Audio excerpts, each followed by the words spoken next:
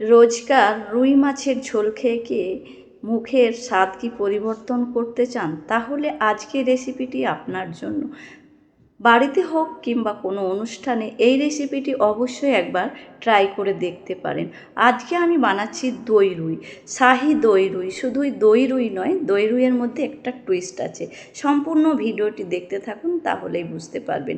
আমি এখানে 4 পিস রুই মাছ নিয়েছি, যেগুলো ভালো করে ধুয়ে পরিষ্কার করে জল ঝরিয়ে নিয়ে তারপর নিয়েছি একটা বাটির মধ্যে। এই যে এখানে আমি নুন, হলুদ এবং গোলমরিচ আর চাইলে সামান্য সর্ষের তেল দিয়ে মেখে রাখবেন। বেশ কিছুক্ষণ ভালো করে মেখে রেখে দিতে হবে। হাতে সময় থাকলে 15 মিনিট মতো রেখে দেবেন।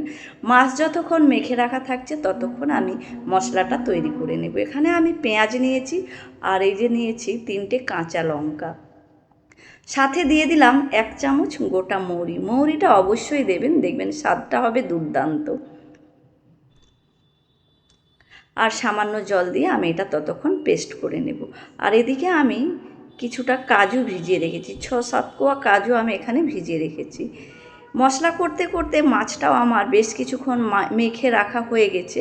এদিকে আমি একটা কড়াই গরম হতে দিয়েছিলাম, কড়াইটা বেশ গরম হয়ে গেছে। তার মধ্যে দিয়ে দিলাম বেশ কিছুটা সর্ষের তেল।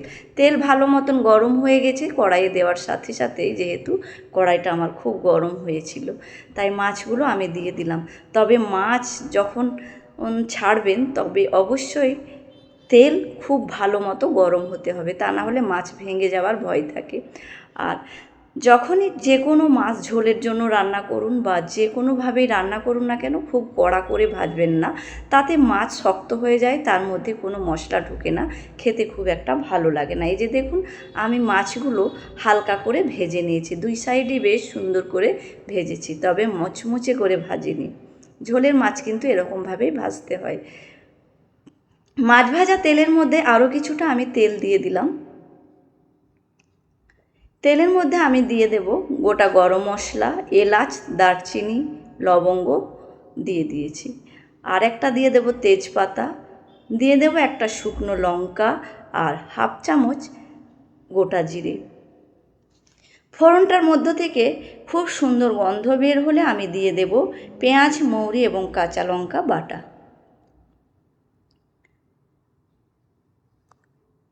ভালো করে পেঁয়াজটা কিন্তু কষাতে হবে, যতক্ষণ না পেঁয়াজের কাঁচা গন্ধ যাচ্ছে ততক্ষণ পর্যন্ত পেঁয়াজটা ভেজে ভেজে কষতে হবে। এই যে দেখুন, আমি বেশ কিছুক্ষণ ধরে কিন্তু পেঁয়াজটা কষিয়ে নিয়েছি। দেখুন বেশ সুন্দর ভাজা ভাজা হয়ে গেছে। এই সময় আমি দিয়ে দিচ্ছি ছোট 1 চামচ আদা রসুন বাটা। আদা রসুন বাটা দিয়েও আমি বেশ কিছুক্ষণ ভেজে নেব, কারণ আদা রসুন বাটারও গন্ধটা চলে যাবে, তার জন্য। রান্নাটা কিন্তু মিডিয়াম হিটেই করতে হবে। পেঁয়াজ, আদা রসুন, মৌরির কাঁচা গন্ধ চলে গেলে দিয়ে দিলাম 1 চামচ মতো জিরের গুঁড়ো।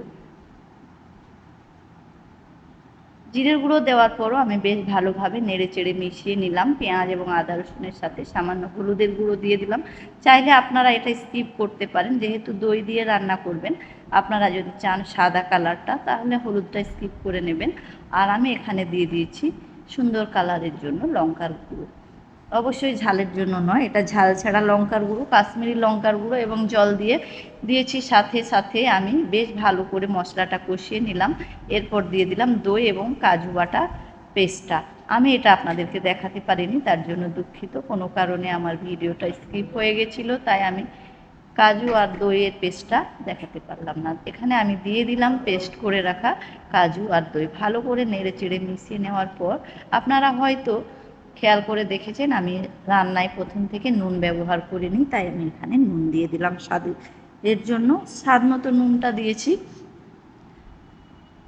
দই এবং কাজুটা দেওয়ার পর বেশ ভালো করে মশলাটা আমি কিন্তু কষিয়ে নেব।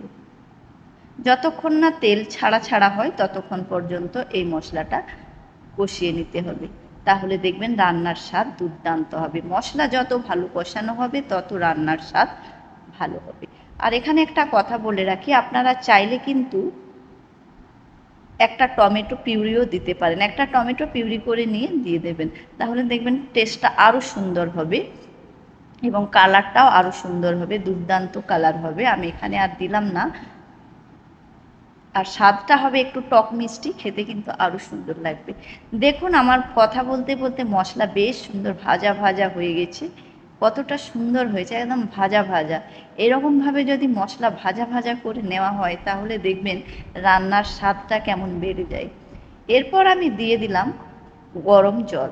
গরম জল অবশ্যই ব্যবহার করবেন যখনই কোনো রান্না করবেন। কিছু জিনিস যদি আপনারা খেয়াল করেন বা মেনে চলেন তাহলে দেখবেন রান্নার স্বাদ দ্বিগুণ হবে। যতই কম তেলে আপনি রান্না করুন না কেন, রান্না দেখবেন স্বাদ দুর্দান্ত হবে।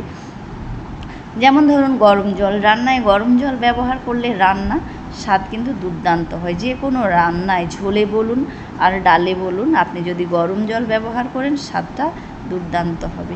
আমি এখানে ঝোলের মতোই জল দিয়ে ফুটিয়ে নেব। জলটা আমি অবশ্যই ফুটন্ত জল দিয়েছি, তারপর একটু নুন দিয়েছি। নুনটা আমার কম মনে হয়েছিল। তারপর যখন ঝোলটা ফুটে উঠেছে তখন আমি ভেজে রাখা মাছগুলো দিয়ে দিলাম। ভেজে রাখা মাছগুলো দেওয়ার পর নেড়েচেড়ে ঝোলের সাথে মিশিয়ে নিয়ে এরপর ঢাকনা বন্ধ করে লো হিটে আমি 15 মিনিট মতো রান্না হতে দিয়েছিলাম। দেখুন কি দারুণ কালারটা হয়েছে, কতটা সুন্দর হয়েছে না। উপর থেকে ঘি ছড়িয়ে দিলাম। এই রান্নায় অবশ্যই ঘিটা দেবেন, খেতে কিন্তু দুর্দান্ত লাগবে। আর গরম মশলা আমি যদিও গোটা গরম মশলার ফোড়ন দিয়েছি, তাই আমি এখানে আর গুঁড়ো গরম মশলা দিচ্ছি না। আপনারা চাইলে দিতে পারেন। আমি উপর থেকে ধনেপাতা কুচি দিয়ে দিলাম। আমার রান্নাতে যে কোনো রান্নায় কিন্তু ধনেপাতাটা খুব ভালো লাগে, তাই আমি ধনেপাতার ব্যবহারটাই বেশি করে থাকি।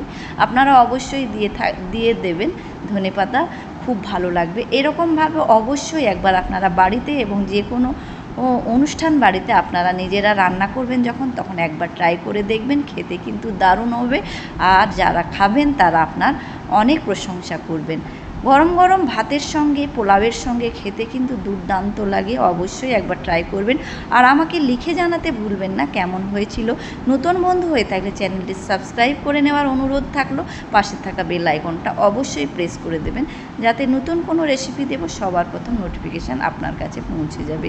আজকের মতো এই পর্যন্তই। ভালো থাকবেন।